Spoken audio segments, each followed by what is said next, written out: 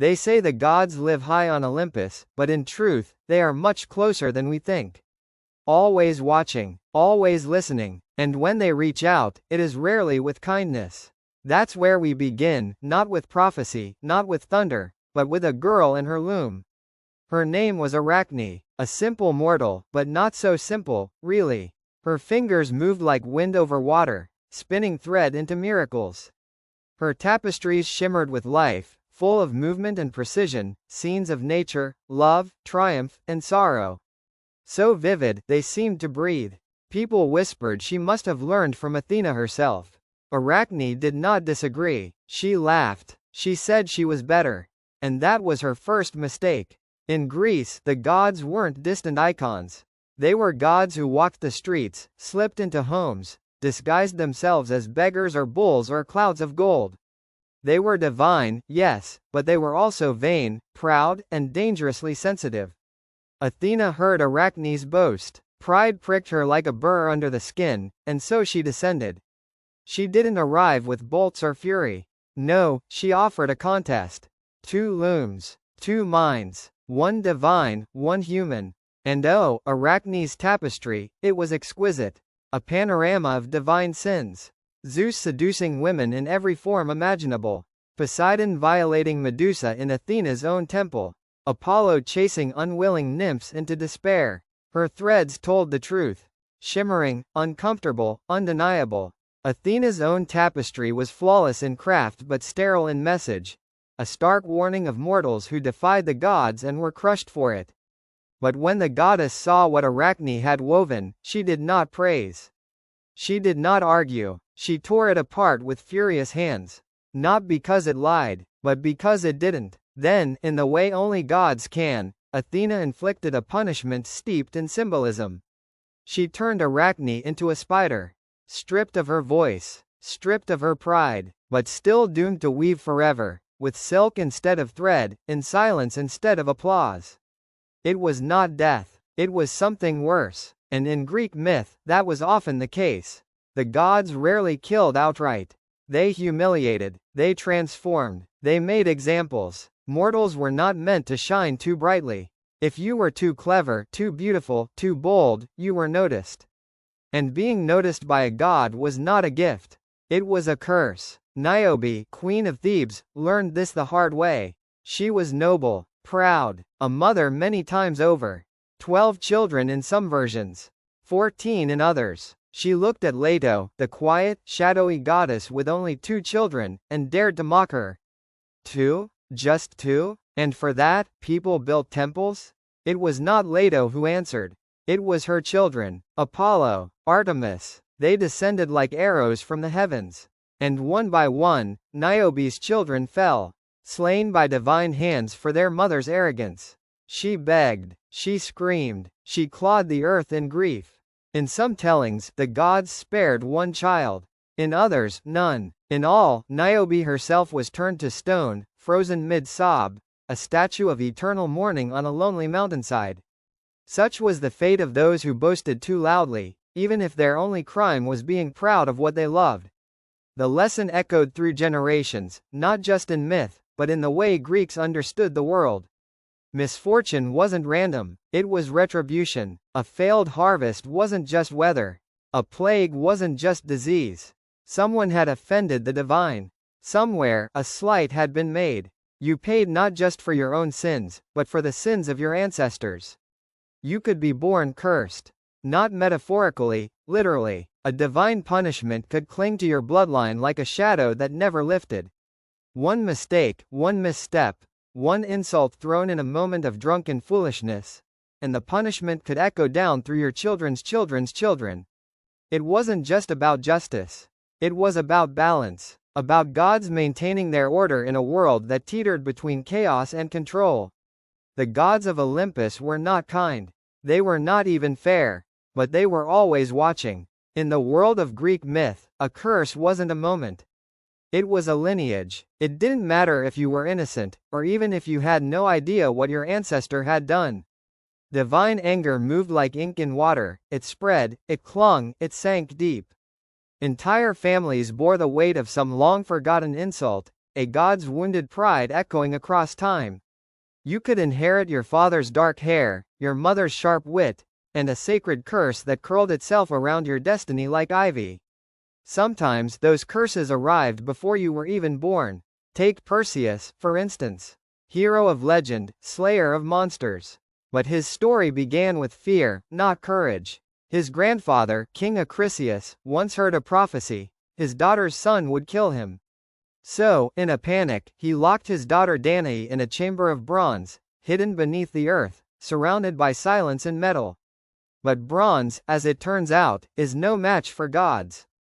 Zeus came to Danae not as a man, not as thunder, but as golden rain, a shining shower of light and divinity that slipped between the bars and soaked into her skin. She conceived. She bore a son. The prophecy had begun to stir. Acrisius, now a grandfather, faced a choice: kill the boy, and risk divine wrath, or try something more indirect. He placed Danae and infant Perseus in a wooden chest and set them adrift at sea. Let the waves decide, he must have thought. But the sea did not swallow them. The gods were watching, and perhaps, for now, they smiled. Perseus lived. He grew strong, clever, bold. He would go on to slay Medusa, to rescue Andromeda, to cast his shadow across the myths of generations. But he never outran the prophecy. And in the end, he did kill Acrisius, not with hatred, but by accident, at a discus competition. A throw gone wide, a life ended, a destiny fulfilled. It didn't matter that Perseus had tried to avoid it. In Greek myth, fate had a gravity you could not escape. The gods didn't forget, and neither did the threads of time. But sometimes the curses weren't born of prophecy. Sometimes they were punishment disguised as favor. Take Pentheus, the proud king who scorned the rights of Dionysus. Where others danced, he scoffed. Where others drank sacred wine and sang in ecstatic trance, he called it madness. He banned the worship. He mocked the masks and the music. He arrested Dionysus himself, not knowing, of course, that the gods stood before him in disguise.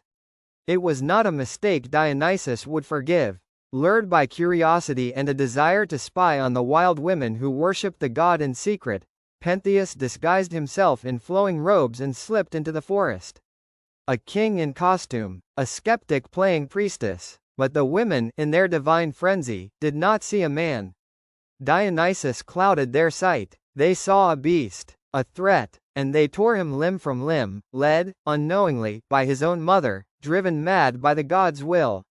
Pentheus died not for violence, but for disbelief. His story, like so many others, asked a dangerous question: what happens when the divine demands reverence, but offers no mercy? In ancient Greece, piety wasn't about faith in the modern sense. It was about knowing your place. Not speaking above your station. Not questioning the order of things. Even Socrates, the father of philosophy, was executed not for blasphemy, but for impiety. For corrupting the minds of youth, for introducing new gods, for failing to honor the old ones in the expected ways. He questioned too much. He asked why when silence would have sufficed.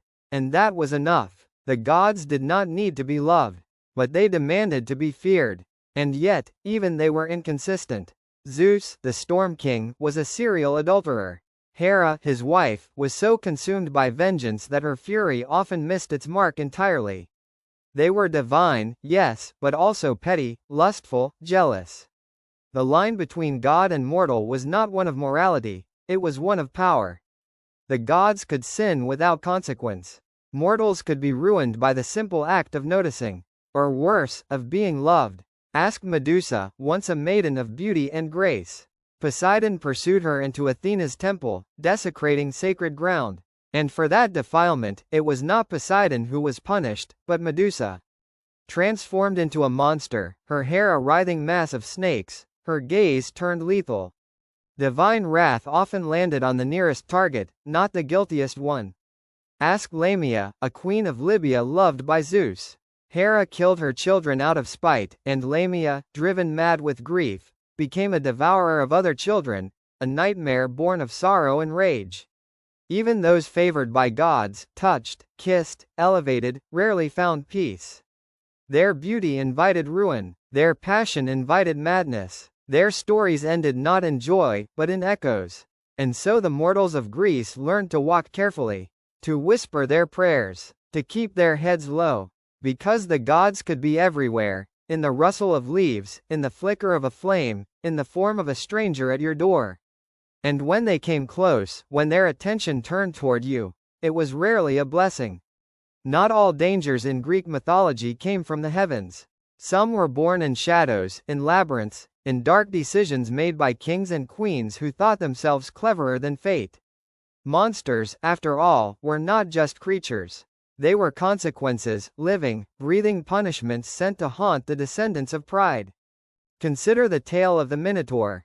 It began, as so many Greek tragedies did, with a lie. A king, a vow, and a broken promise. Minos, ruler of Crete, once begged the god Poseidon for a sign to confirm his right to rule. The god sent him a great white bull rising from the sea, a beast so magnificent it left all in awe. Minos was meant to sacrifice it in honor of the god who had answered his prayer.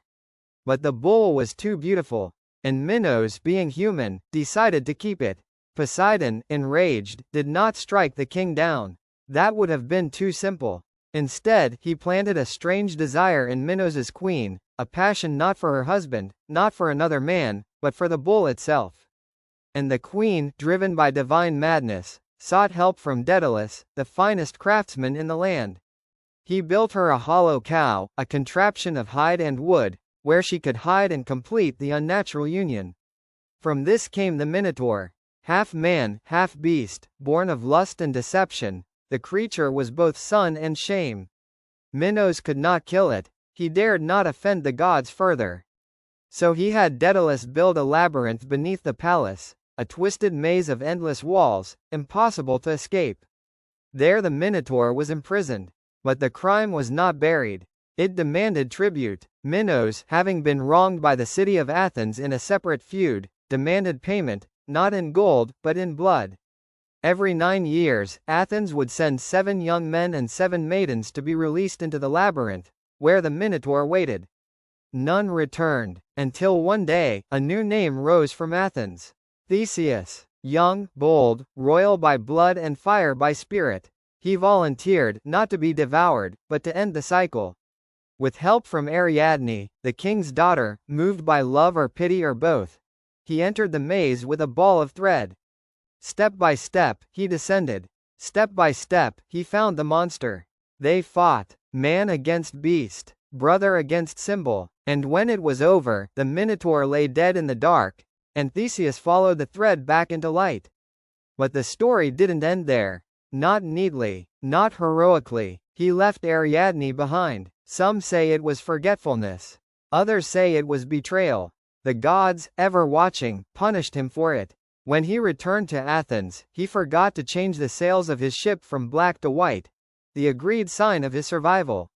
His father, King Aegeus, seeing black sails on the horizon, believed his son dead and threw himself into the sea. Another sacrifice. Another lesson carved into myth. Even victory carries a cost. That line, between man and monster, was always thin. Take Lycaon, a king who dared to test Zeus himself. He served the god a feast, of human flesh.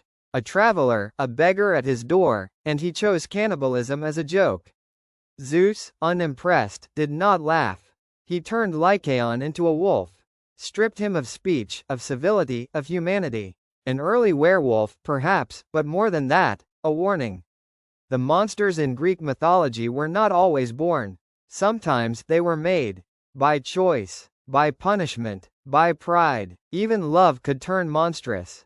Lamia, once a queen, driven mad by Hera's cruelty, became a devourer of children. Scylla, a maiden transformed by jealousy and potions, became a sea beast whose body sprouted snapping dogs. Echo, cursed for her voice, faded until she was nothing but sound in the mountains.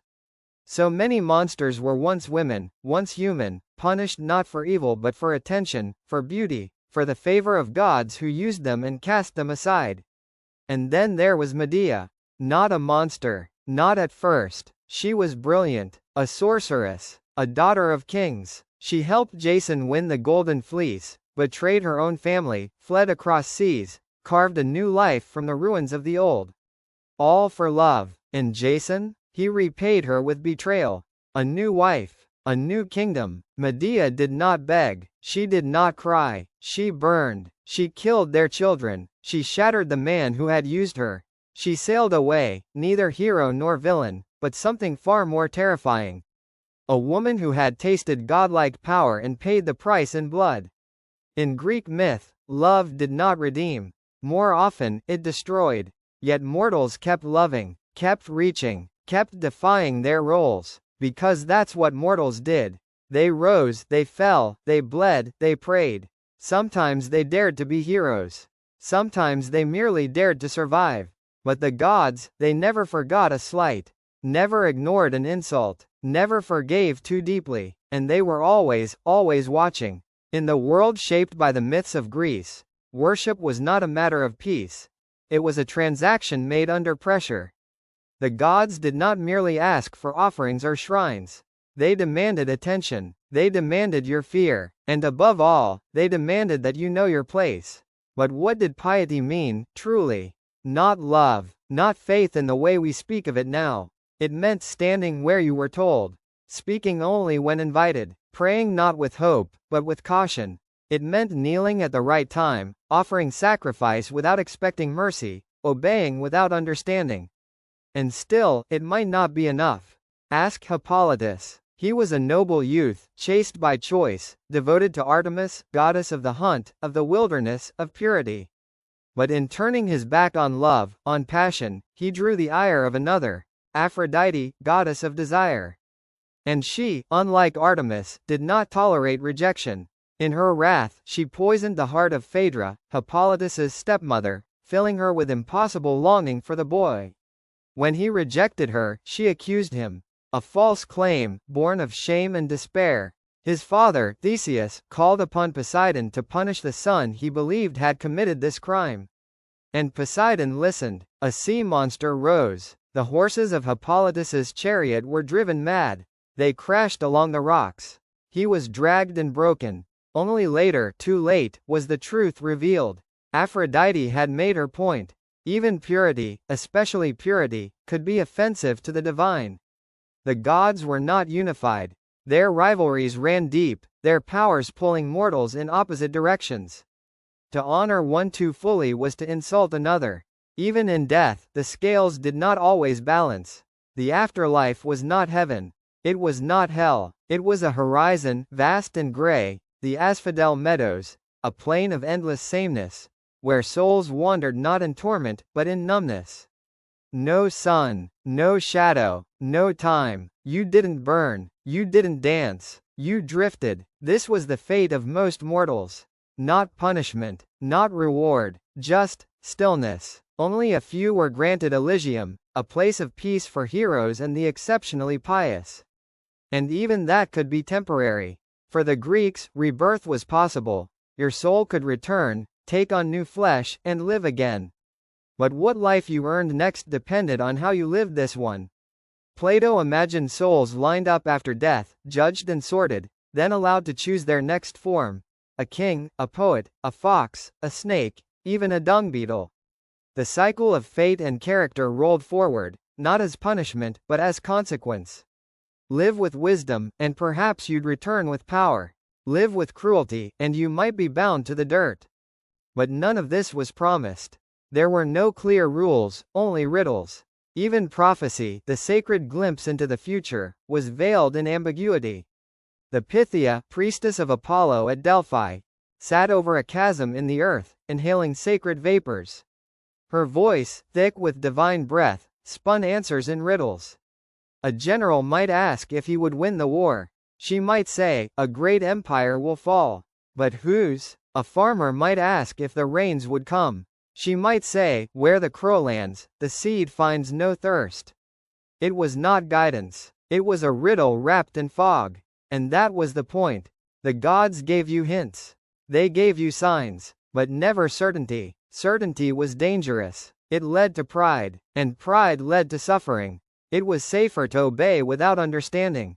To follow the ritual, even if you didn't know why. Because you weren't judged only on your actions. You were judged on your attitude. on your tone, on your thoughts. Asabaya, impiety, wasn't just forgetting to sacrifice. It was laughing at a god's statue. It was hesitating before pouring the wine. It was asking the wrong question in the wrong place at the wrong time.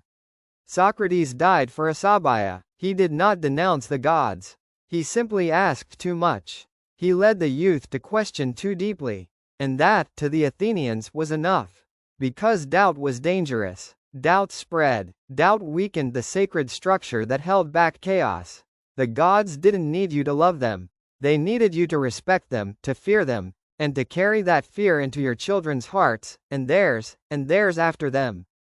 Because piety, in the end, was not just about gods. It was about order. A world where mortals knew their limits. A world where questions were whispers. A world where rituals mattered more than reasons. And when that order cracked, when a mortal spoke too boldly, loved too fiercely, prayed too loudly, the punishment was swift. And it was spectacular. In Greek mythology, monsters did not arise from nowhere. They were not accidents of nature or freaks of fate. They were stories made flesh, born from human failings and divine cruelty. The gods did not merely punish. They created, and what they created often bore the scars of judgment, envy, or unchecked desire. Take the story of Pasiphae, queen of Crete, wife of King Minos. She did not ask to be made infamous. But after her husband broke faith with Poseidon, refusing to sacrifice the miraculous bull gifted from the sea, the god retaliated, not with fire, but with love. He cursed Pasiphae with unnatural longing. A desire so consuming it stripped away sense and shame. She became obsessed with the bull her husband had refused to offer. And from that twisted union, through the cunning hands of Daedalus, the Minotaur was born, a beast with the body of a man and the head of a bull. It was not just a monster. It was a sentence, a living reminder of Minos's disobedience. A child of divine vengeance and mortal weakness. Minos could not kill it. So he hid it. He ordered Daedalus to build the labyrinth, a maze without end, a prison that devoured not just flesh but direction, sanity, hope. Into it he placed the Minotaur, feeding it Athenians every 9 years, as tribute and warning. But the sin did not stay hidden. The labyrinth was not deep enough to bury the truth. And that's the thing about monsters in Greek myth. They are always more than themselves. Scylla was once a nymph, beautiful, admired, desired. Until a rival, jealous of her allure, poured a potion into the sea where she bathed. Her body warped. Dogs erupted from her waist, snarling heads replacing her once gentle form. She became a sea terror, forever hungry, forever trapped. She had done nothing wrong. She had merely been seen. And that was often all it took. Even the most blessed could become cursed. Medusa, the most tragic of them all, had once been beautiful, too beautiful. She served in Athena's temple, a priestess of virtue and grace. But Poseidon, ever hungry, saw her and took her, right there, in the sacred space meant for silence and worship. Athena, instead of punishing the god, punished the girl. Medusa's hair turned to snakes. Her gaze became deadly. She was cast out, turned into a symbol of fear, a cautionary tale wrapped in scales and stone. But why? Why punish the innocent? Because in myth, innocence meant nothing without power. And Medusa had none. Her story, like so many others, was a mirror. It reflected not just divine cruelty, but mortal complicity. The world she lived in, the world that told her to be pure, to serve, to obey, turned on her the moment she became inconvenient. Even Helen, the most beautiful woman in the world, paid a price for her perfection. Stolen, or seduced, depending on which poet you believe, by Paris of Troy, she became the face that launched 1,000 ships. But the war that followed was not really about her. It was about ego, honor, and wounded pride. Still, she bore the blame. As if beauty were a weapon she had chosen.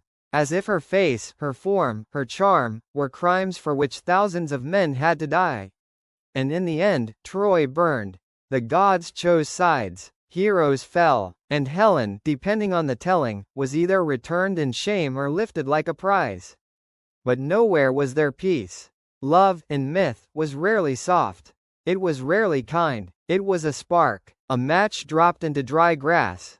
It consumed. It transformed. Look at Semele, a mortal woman who dared to love Zeus. Hera, ever jealous, came to her in disguise, whispering seeds of doubt. If Zeus truly loves you, she said, he would show you his divine form. And so Semele asked. Zeus warned her, but she insisted, so he came to her as he was, all thunder and light and fire. And she was incinerated, her body was ash. Her child, Dionysus, was saved only by Zeus sewing him into his thigh until he could be born again. Even divine love had no softness. It was always wrapped in danger. And sometimes it was not love that killed, but judgment. Remember Actaeon, a hunter, young and proud. He wandered into the forest and, by chance, came upon Artemis bathing in a secluded glade. He did not speak, he did not move, but he saw her, and that was enough. The goddess, enraged, turned him into a stag. His own hounds, loyal and swift, did not recognize him. They tore him apart under the trees, while the goddess watched.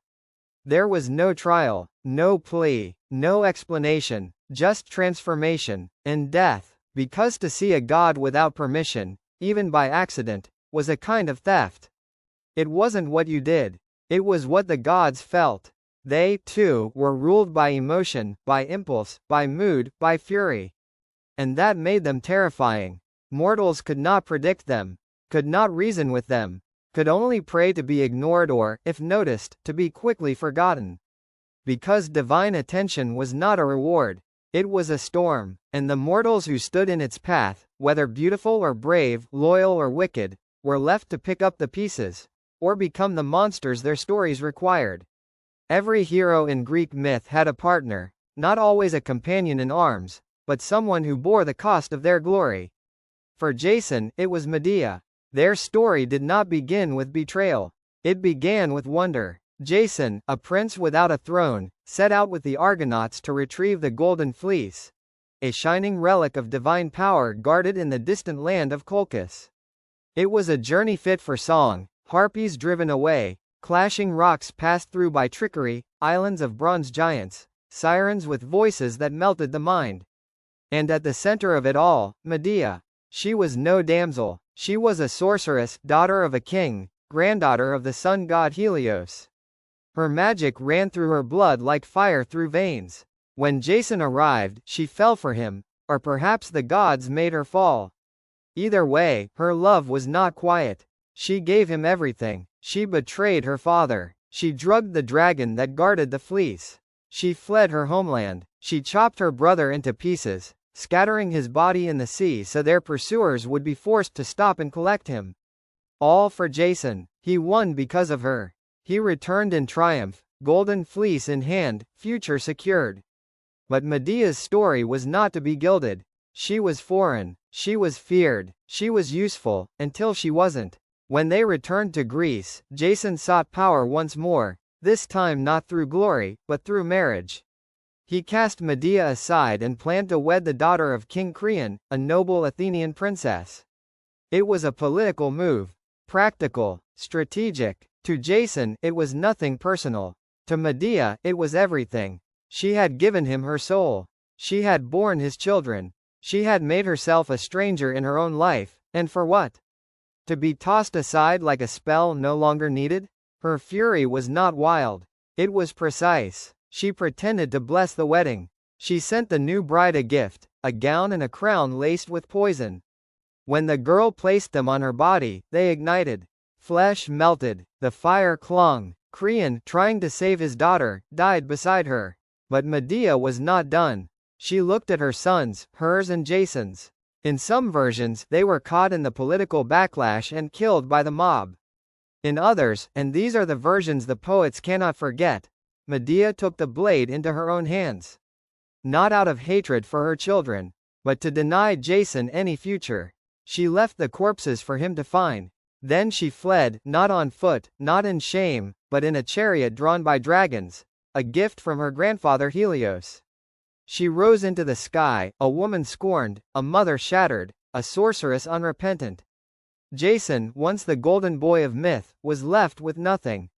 He lived out his days in obscurity, broken by grief, fortune drained away. Years later, as an old man sitting near the rotting hull of the Argo, the ship that had carried him to greatness, he leaned against its timber and was crushed when the prow collapsed. The ship that had made him became his tomb. It is not always the enemies who bring ruin. Sometimes it is the people you love. Sometimes it is your own choices, made with clear eyes and a closed heart. Greek myth never promised happy endings. It promised truths dressed in myth, pain shaped into legend. Jason's tale is remembered not for his victories, but for how thoroughly he lost. And Medea, she is remembered not as a villain, not entirely. She is the fire in the storm, the woman who refused to be discarded. A figure of horror, yes, but also of power. Even today, her name burns. She haunts not just stories, but questions. What do we owe those who love us? What happens when sacrifice is forgotten? When betrayal wears a hero's face? The Greeks did not flinch from these questions. They etched them into marble and sang them on stages. They understood that the line between justice and vengeance is drawn not in reason, but in blood. For all their power, the gods of Olympus were not invulnerable. They did not bleed in the way mortals did, but they suffered. They brooded, they warred with one another and with themselves. Their pride cracked, their tempers flared, and in those moments, the heavens thundered and mortals paid the price. Take the tale of Asclepius, son of Apollo, god of healing and medicine. Born to a mortal woman who died in childbirth, Asclepius was taken from her womb by Apollo himself.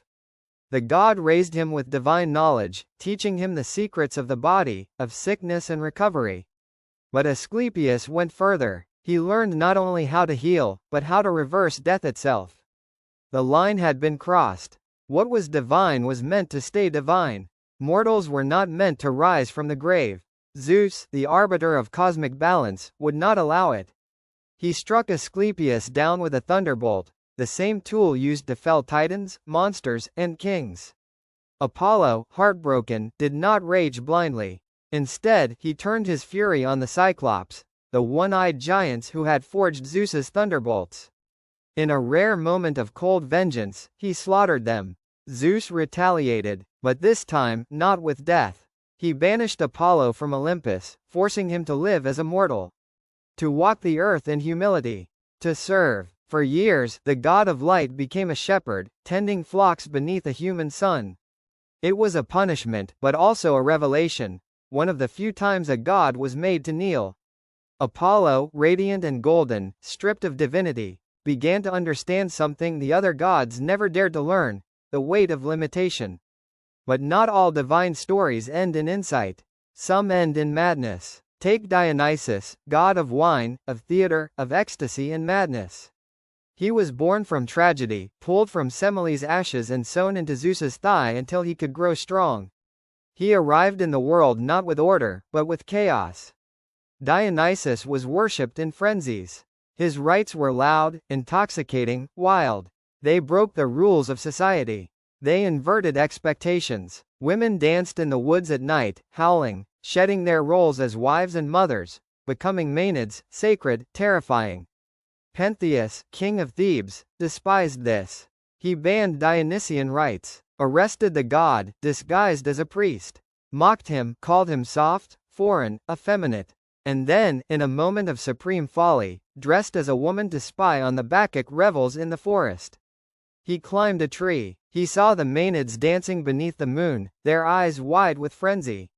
And they saw him, not a man, not a king, not a spy, they saw prey. The madness of Dionysus blurred their vision, twisted their judgment. Among them was Pentheus's own mother.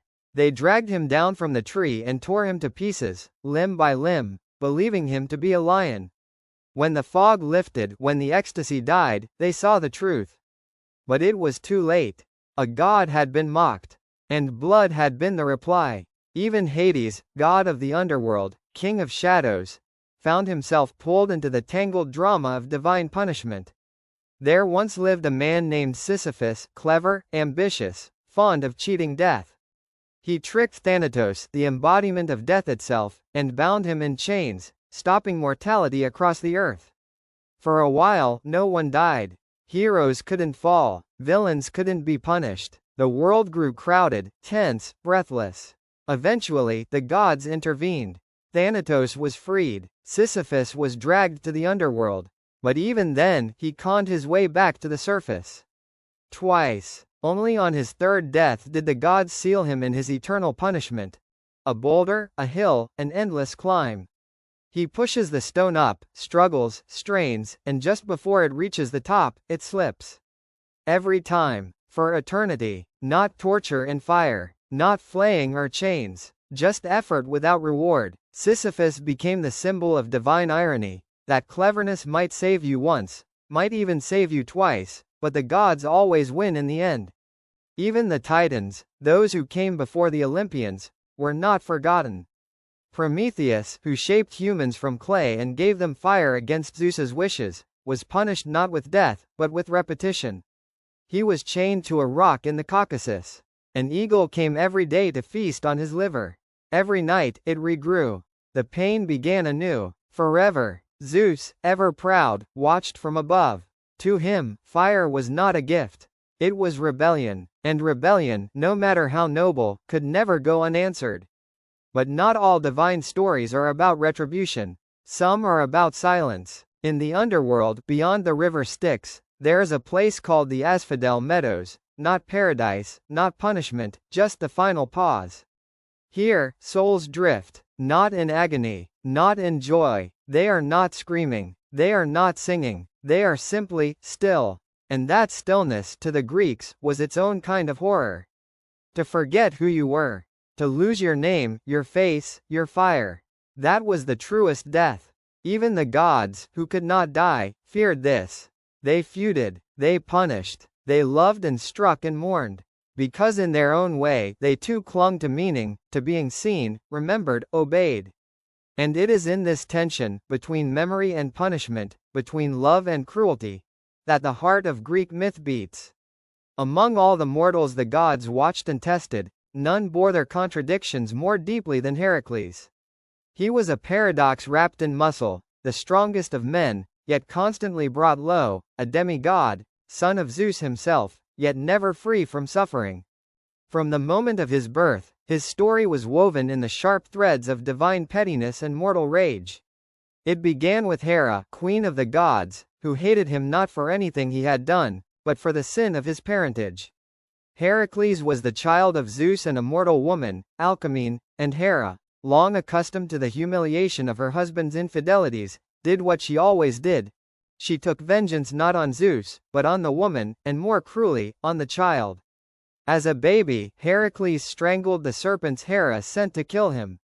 The cradle was his first battlefield, but not his last. He grew into a hero of legend, a slayer of beasts, a savior of cities. He performed feats of strength that defied nature itself. But then came the madness. In a moment of divine cruelty, Hera struck him with hallucinations so vivid he could not tell friend from foe, love from threat. In this haze of violence and confusion, Heracles slaughtered his wife Megara and their children. When he awoke, covered in the blood of those he loved most, he screamed. There was no enemy to defeat, no monster to kill. There was only himself. And so he did the only thing Greek myth allowed, he sought purification through pain. The oracle at Delphi, speaking for Apollo, gave him a sentence, 12 labors, each more impossible than the last. Tasks designed not to redeem him in the eyes of the gods. They rarely forgave, but to prove something to the world, and perhaps to himself. The first labor: slay the Nemean lion, a beast whose golden hide could not be pierced by blade or arrow. Heracles strangled it with his bare hands. He wore the skin as a cloak, the head as a hood, not just for armor, but as a reminder of what strength alone could accomplish. Then came the Lernaean Hydra, a serpent with multiple heads, and every time one was cut, 2 more grew in its place. With the help of his nephew Iolaus, Heracles burned the stumps, searing the flesh so new heads could not return. And so it continued, each labor more surreal than the last. Capture the golden hind of Artemis, a creature too swift for mortals. Clean the Augean stables in a single day, though they had not been cleaned in decades. Heracles, thinking laterally, rerouted 2 rivers through them. washing the filth away in a torrent. Slay the Stymphalian birds with feathers sharp as daggers. Capture the Cretan bull, tame the man-eating mares of Diomedes. Steal the belt of the Amazon queen Hippolyta, a mission that might have ended peacefully had Hera not intervened again, whispering lies to the Amazons and igniting a bloody conflict. Hippolyta was killed. Heracles took the belt. Peace had no place in his path. Retrieve the cattle of Geryon, a three-bodied giant on an island across the known world. Bring back the golden apples of the Hesperides, guarded by a dragon and, in some versions, Atlas himself, the titan who held the sky. And finally, descend into the underworld to retrieve Cerberus, the monstrous three-headed hound of Hades. Heracles did not slay him. He wrestled the beast into submission with his bare hands and brought him, snarling and straining, back to the surface. 12 labors, 12 acts of endurance, violence, and cunning. But the madness, that original crack in the foundation, remained. Heracles had completed his tasks, but he had not escaped his fate. Because in the Greek worldview, suffering wasn't something to be cured. It was something to be endured. A scar that never fully faded. A song that never fully ended. He wandered afterward, seeking peace in small acts, freeing Prometheus from his chains, aiding cities, even marrying again. But shadows followed him, whispers of his strength, fear of his wrath. And then came Deianira. She was his second wife, gentle and devoted, but haunted by fear. The fear that Heracles, ever adored by women, would abandon her. One day, after a battle, Heracles asked the centaur Nessus to carry her across a river. But Nessus, half man and half beast, tried to assault her. Heracles, from the opposite bank, shot him with a poisoned arrow. As he died, Nessus offered Deianira a final deceit. His blood, he claimed, could bind Heracles' love forever. Later, when rumors reached Deianira of Heracles' affection for another woman, she remembered the blood. She soaked a robe in it. She gave it to Heracles.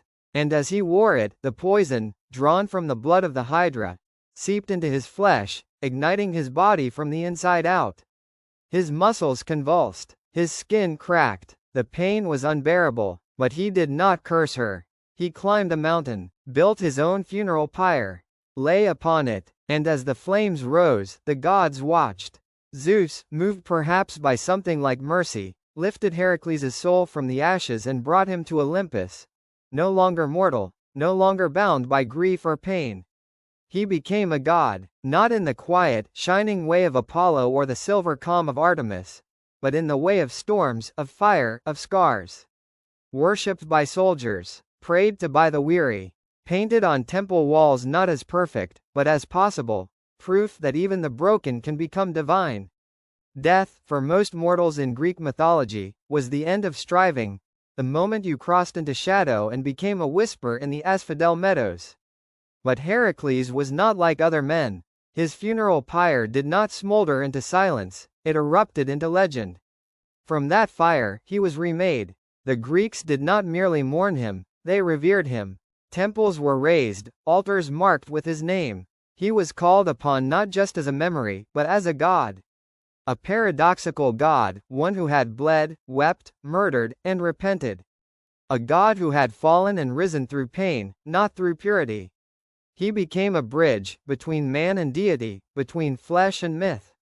In places like Thebes, Argos, and Athens, Heracles was not just a statue of marble or a tale on the lips of priests. He was invited. Shrines to him weren't silent tombs of worship. They were alive with smoke and sweat, sacrifice and song. The poor prayed for his strength. Soldiers carved his image into their shields. Merchants left coins at his altars before long voyages. Even athletes, before the Olympics, would pour oil at statues of Heracles, seeking endurance. And so, over time, he ceased to be only Heracles the man. He became Heracles the symbol. A god not of high-born piety, but of effort. A god not of clarity, but of burden. Even his image changed. Earlier depictions show him wild-eyed and bestial, fists clenched, teeth bared, lion-skin stained. Later art softened him. He leaned on his club like an old soldier on a cane. The strength was still there, yes, but so was fatigue. So was the toll. Pain, the Greeks knew, marked the truly sacred. It is perhaps why Heracles, more than any other hero, endured into foreign lands.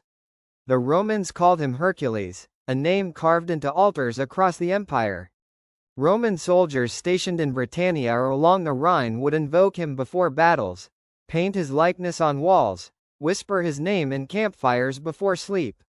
He became an imperial mascot, a symbol of conquest, of the civilizing force that pushed into wild places and tamed the unknown. But even then, even when cloaked in empire, his essence remained the same.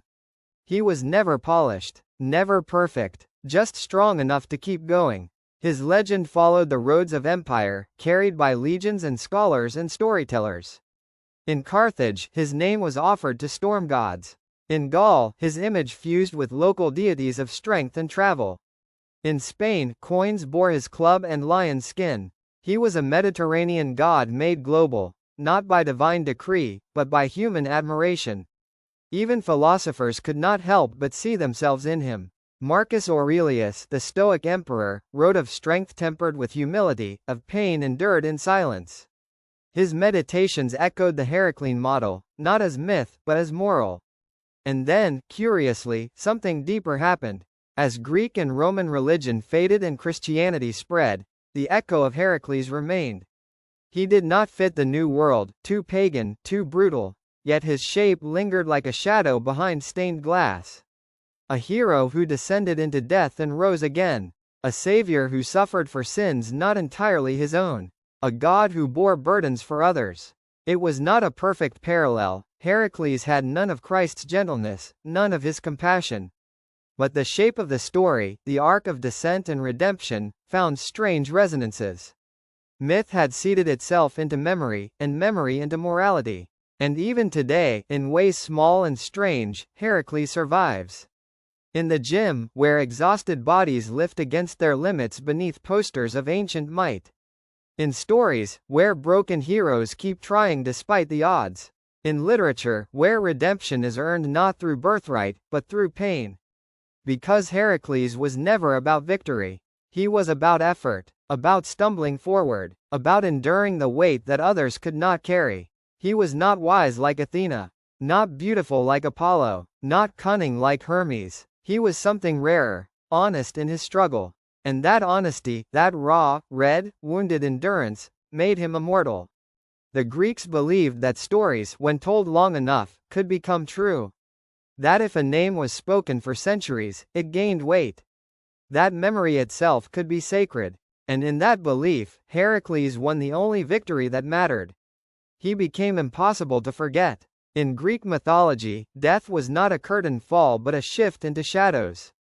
To die was to cross a river, the Styx, black and slow, and leave behind not just life, but identity. The afterlife offered no golden gates, no hellish torment. It offered something stranger, and for the Greeks, more terrifying: forgetfulness. Unless you were cursed or chosen, you went not to paradise or punishment, but to the asphodel meadows, a vast, dim plain stretching beneath the world, neither cruel nor kind. Here, the dead wandered like smoke. They had no hunger, no joy. They remembered little of who they had been. And that was the horror. It wasn't pain that terrified the Greeks. It was becoming nothing. Even heroes, unless blessed by the gods, faded here, echoes of the names sung in the daylight world above. They would drift past each other, unrecognizing, murmuring half-remembered words. You might have once been a king, a warrior, a poet, but now you were simply a shade. A blur, a hum in the fog. This, they believed, was the default. A cosmic waiting room without clocks, where time had no edges, no seasons, no memory of sun. It was not punishment, but it was emptiness. Only a few escaped this fate. Achilles, perhaps, sent to the Isles of the Blessed. Or Orpheus's Eurydice, had he not looked back.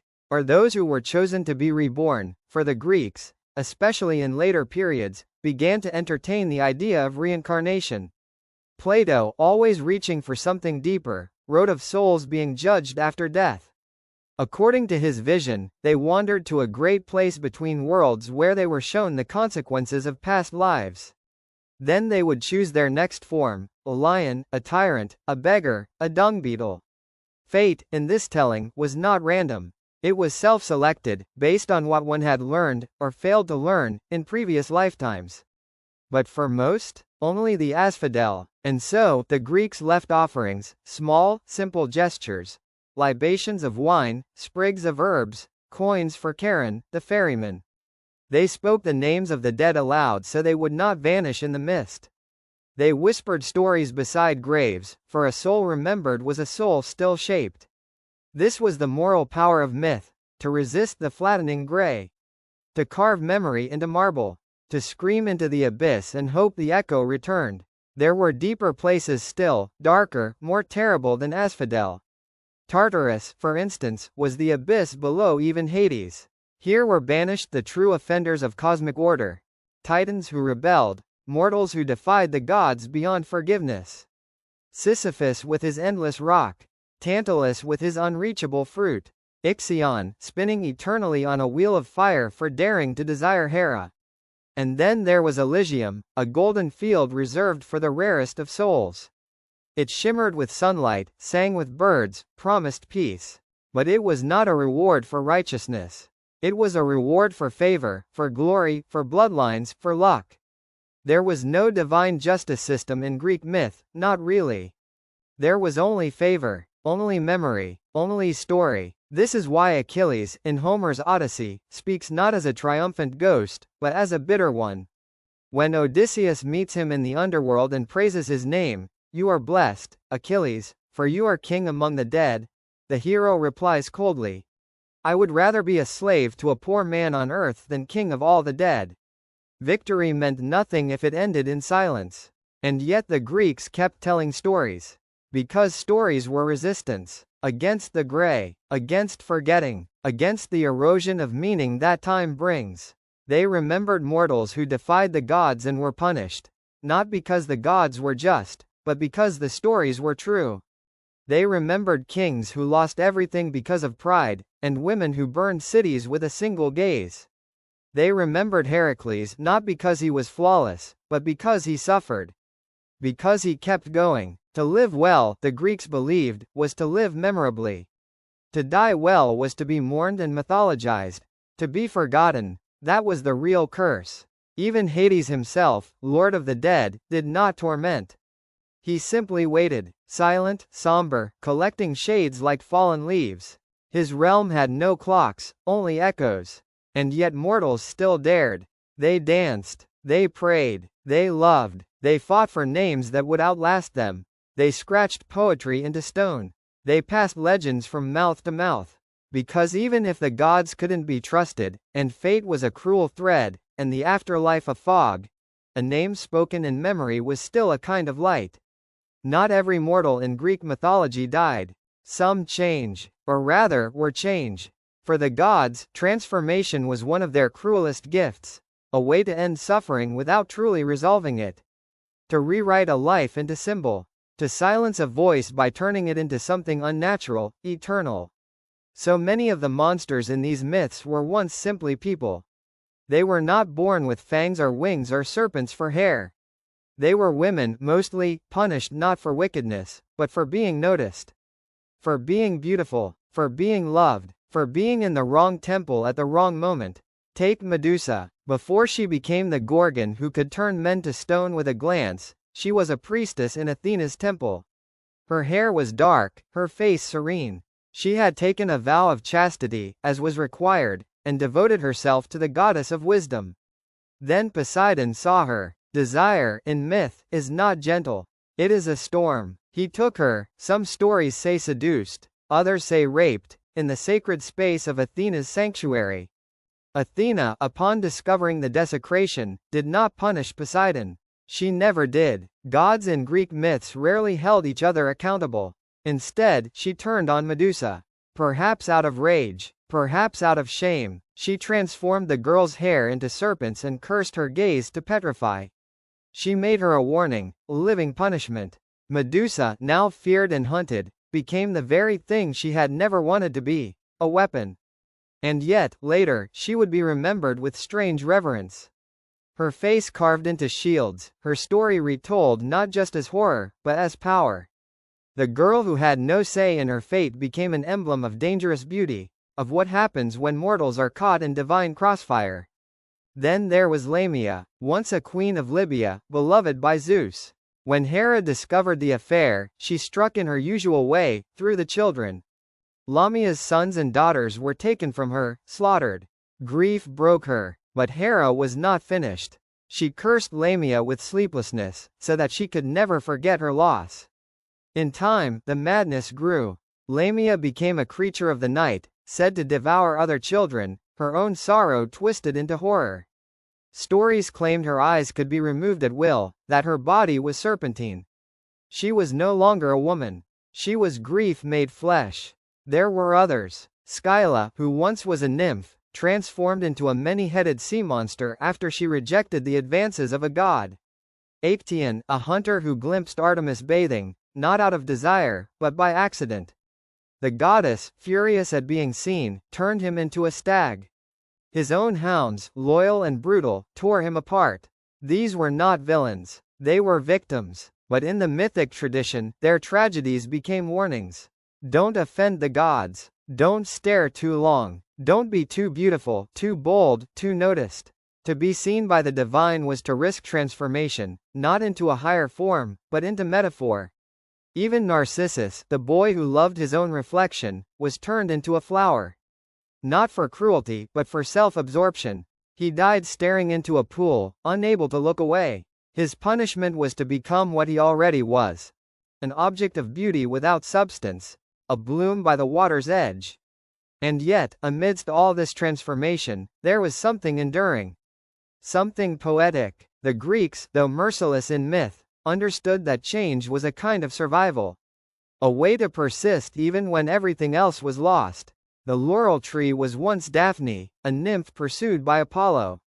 Rather than submit to his touch, she prayed for escape, and the gods turned her to wood and leaves. Apollo, in love with her still, declared the laurel sacred. He wore her as a crown. So even in defeat, even in loss, something remained. These transformations blurred the line between punishment and preservation, between cruelty and continuity. They turned lives into landmarks. They carved stories into stone. In becoming monsters, trees, birds, or flowers, these mortals were silenced, but never forgotten. Because monsters in myth are rarely evil. They are mirrors. They show us what power does when it goes unchecked. They show us the edges of beauty, the price of desire, the consequence of curiosity. They are what happens when the gods don't know how to say, "I'm sorry." And so the Greeks told their children stories. Of a woman with snakes for hair. Of a queen who cried herself into madness. Of a nymph who became a tree to escape a god's kiss. And the lesson was never just, be good. It was, be careful. Because the gods were always watching. And in their gaze, you might lose your form, but not your meaning. In the world of Greek mythology, to question the gods was not courage, it was heresy. Not in the way modern ears understand the word, as a rejection of doctrine, but as a breach of behavior. It was to forget your place, to disturb the delicate and deadly hierarchy that kept the heavens above and mortals below. Those who did so often paid with more than their lives. They paid with their legacies. But still, some dared. There was Socrates, not a myth, but a man whose end felt like one. He was not burned by lightning or ripped apart by monsters. No, he was condemned by his fellow Athenians for azabeia, a word often translated as impiety, but that meant something subtler. It meant failing to revere properly, speaking out of turn, making the divine uncomfortable. Socrates, they said, corrupted the youth, introduced new gods, neglected the old ones. In truth, he asked questions, too many, and too well. He was offered exile. He chose hemlock. The gods did not strike him down, but they watched in silence as a city did the work for them. And yet, in his death, a spark. Socrates became a symbol not of impiety, but of philosophical resistance. A man who chose integrity over fear. His punishment, intended to silence, only made him louder across centuries. But others in myth, they faced retribution of a much more physical sort. Prometheus, the fire bringer. a titan who stole flame from Olympus and gave it to mortals. Not just warmth and light, but knowledge. Possibility. The first rebellion in the mythic canon. Zeus responded with precision. He chained Prometheus to a rock in the Caucasus Mountains. Every day, an eagle tore out his liver. Every night, it grew back. Pain without end. The price of his gift was eternity in agony. But again, the punishment preserved the story. And the story became a foundation. Prometheus, too, survived in legend as the friend of humankind, the eternal defier. Then there were kings. Those mortals who forgot themselves. Pentheus, ruler of Thebes, mocked Dionysus.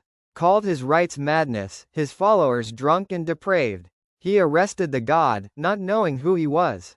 Dionysus didn't rage. He didn't smite. He invited. He lured Pentheus into the forest, dressed as a woman to spy on the wild revels of the Maenads. Curiosity overwhelmed scorn, and in the moonlight the Maenads, intoxicated, divine, and blind to illusion, saw him not as a man, but as prey. They tore him apart with their bare hands. His own mother delivered the final blow, her eyes clouded with ecstasy and madness. Dionysus restored her sight only after the killing, so she could see what she'd done. So memory would become punishment. The gods rarely destroyed outright. They made examples. Take Niobe, queen of Thebes. Proud mother of many children. Too proud. She mocked Leto, mother of only two, Apollo and Artemis. A mistake. The twins descended in silence, like arrows. One by one, Niobe's children fell. Her pride shattered with every cry. And when she begged for mercy, it did not come. She fled to a mountain, weeping, and there the gods showed her a final form of grace. They turned her to stone. Her tears became a spring. She still weeps. Defiance was not always loud. Sometimes it was whispered, in the private thoughts of mortals, in choices made without piety. Ask Arachne, who dared to weave the gods' crimes into thread. Ask Hippolytus, who rejected Aphrodite's gift of love in favor of chastity. The gods demanded reverence, not affection, not obedience, but acknowledgement.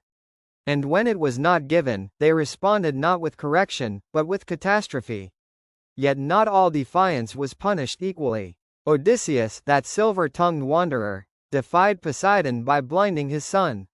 He paid in storms and shipwrecks, but he made it home. Oedipus, though doomed by prophecy, clawed at fate, and in that clawing, exposed the machinery of divine injustice. Even Theseus, who lost his son and wife and favor, still carved his name into Athens. Because sometimes defiance does leave a legacy. It doesn't end well, but it ends memorably. That's what the Greeks truly valued. Not peace, not piety, but kleos, glory, the story told after death. You could burn in the divine fire. You could be crushed by the gods' weight. But if your name survived, you won, in a way. So the Greeks built temples, left offerings, but they also asked questions. They told stories not just of heroes who followed, but of rebels who refused. They remembered the fire-bringers, the questioners, the mournful queens. Not just to revere the gods, but to remind themselves that even in a world ruled by caprice and thunder, there were mortals who stood, however briefly, tall. And that, sometimes, was enough. In Greek mythology, love is never simple.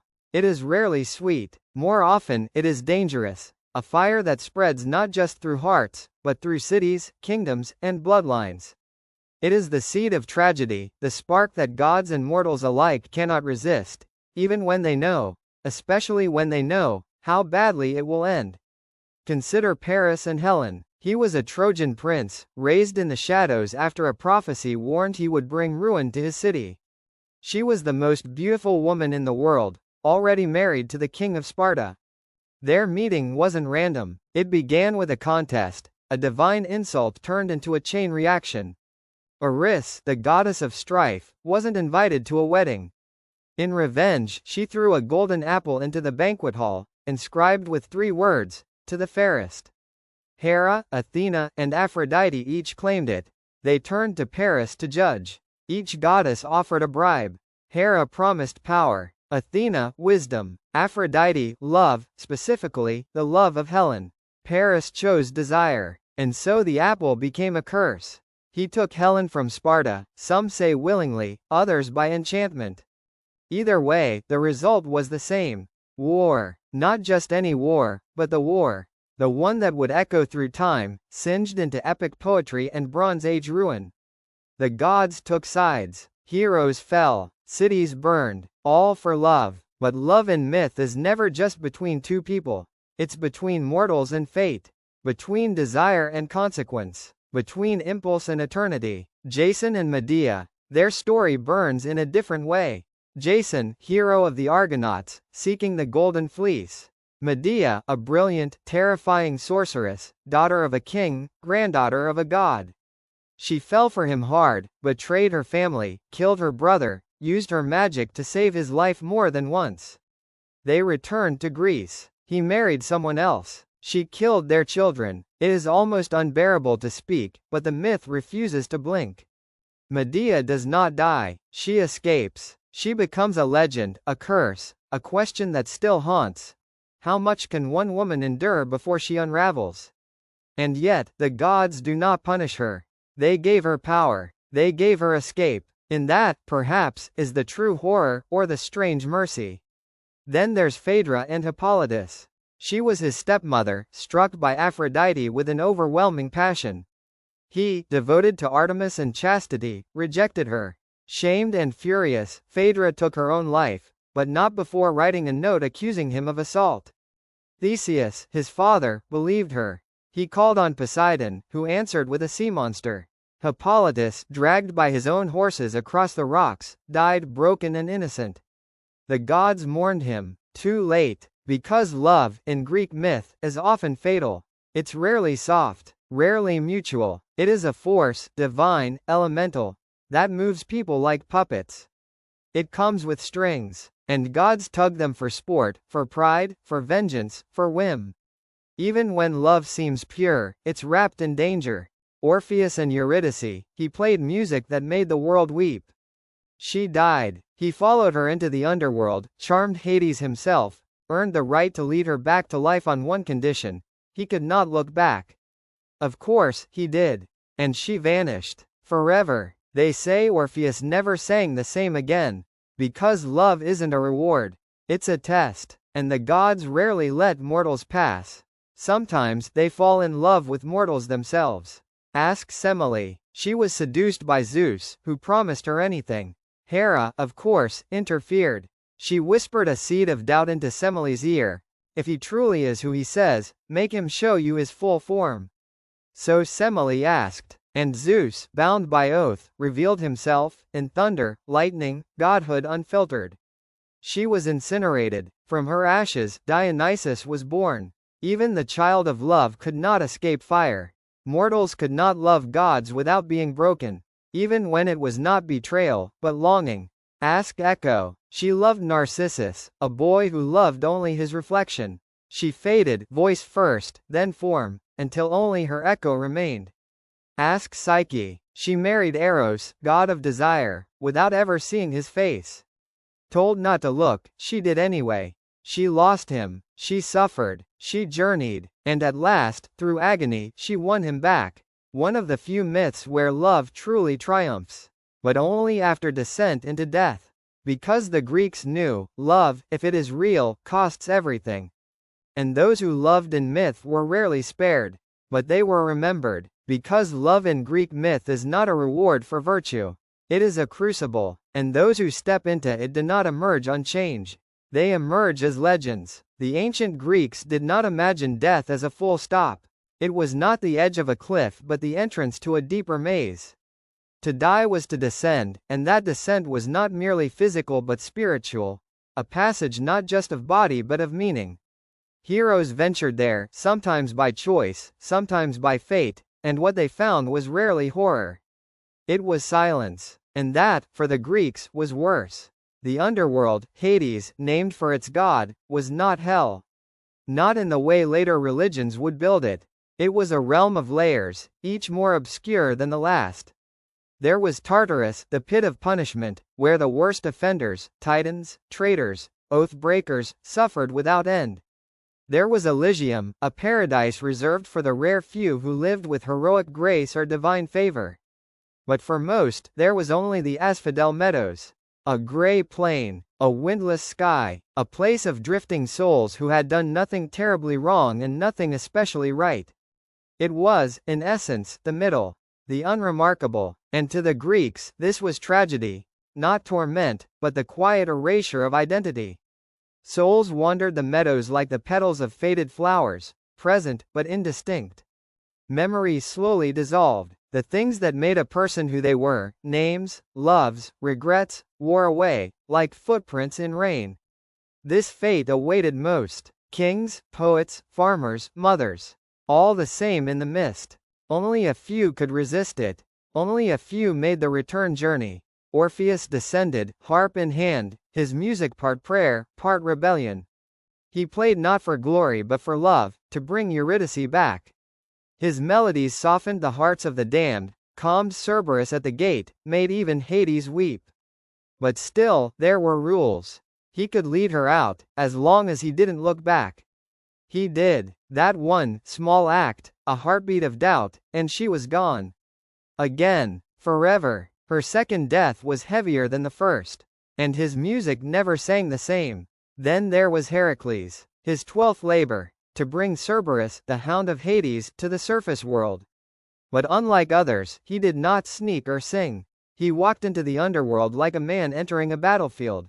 He met Hades, spoke plainly, made no demand, only a bargain. Cerberus came with him, and was returned. This was a feat few mortals could claim, to touch death and return unscathed. But Heracles was no ordinary mortal. His strength was mythic, yes, but so was his sorrow. He had walked through madness, penance, exile. The underworld was not more terrible than what he'd already endured. Odysseus, too, visited the land of shades, not to bring anyone back, but to seek knowledge. He dug a trench, poured blood, and called forth the dead. They came, curious, thirsty, half-formed. He spoke to his mother, unknowing she had died. He met Achilles, who told him with haunted clarity that glory was no compensation for death. Better to be a slave among the living, he said, than king of all the dead. That was the lesson. Not fear of punishment, but fear of forgetfulness. And yet, there was hope. Not in salvation, but in memory.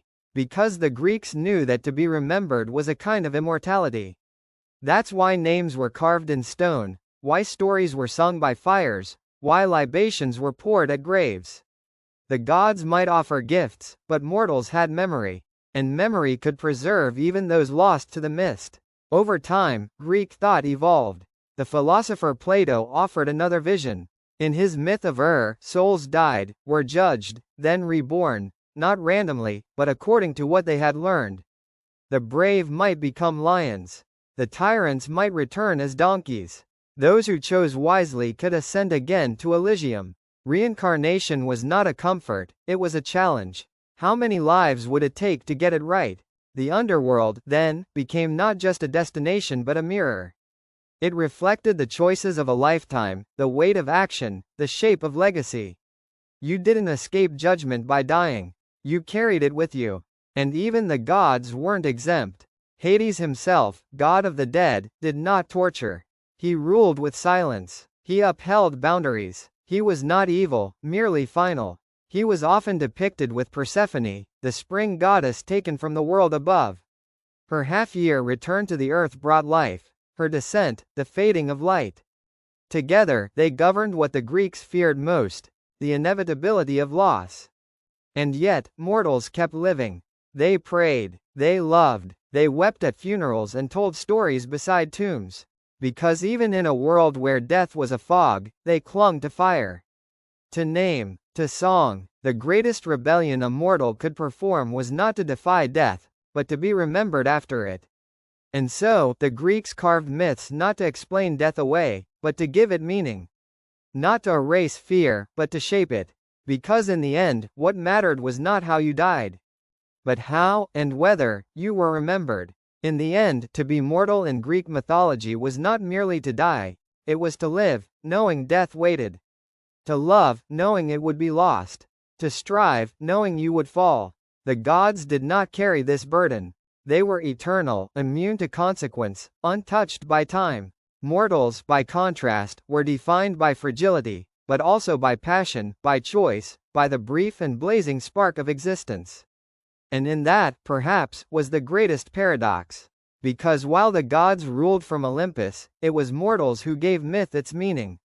They bled, they wept, they endured. Their stories weren't clean or noble. They were messy, contradictory, soaked in jealousy and shame, courage and cruelty, triumph and despair. And because of that, they felt real, not perfect, but true. Take Heracles. He began as a demigod, yes, but he suffered more deeply than many mortals. Madness stole his family. Penance broke his pride. He labored not just in strength but in grief.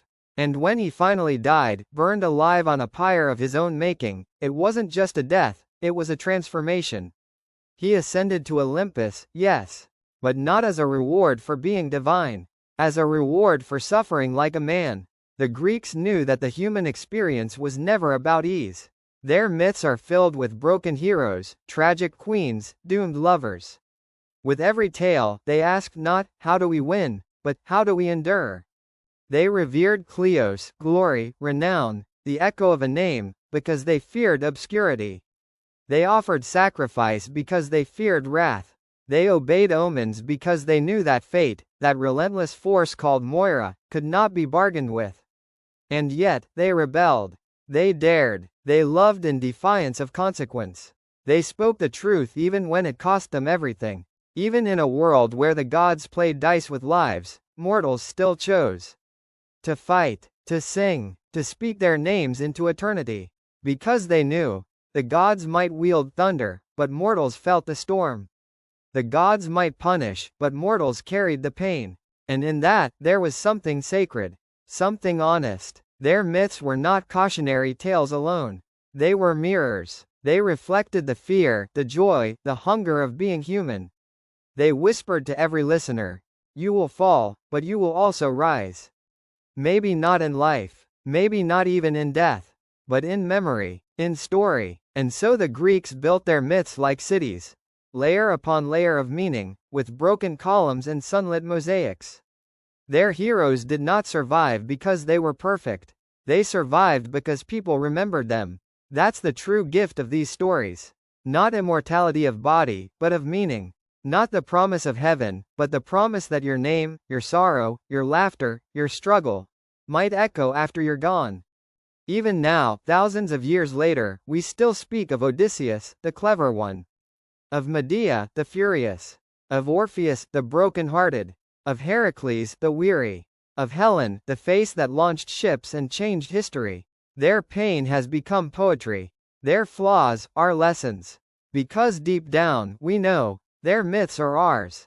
Different gods, perhaps, but the same fear of loss. The same hunger for love. The same need to make it matter. And so, if you were a mortal in ancient Greece, you lived beneath the gaze of gods who might destroy you with a glance. You feared curses that lasted generations. You followed rules written in stars and riddles. But you also lived knowing your life could be told again. That somewhere, someone might whisper your story by firelight. That your struggle was not in vain. That you were not forgotten. And even now, as you drift toward sleep, you carry that echo.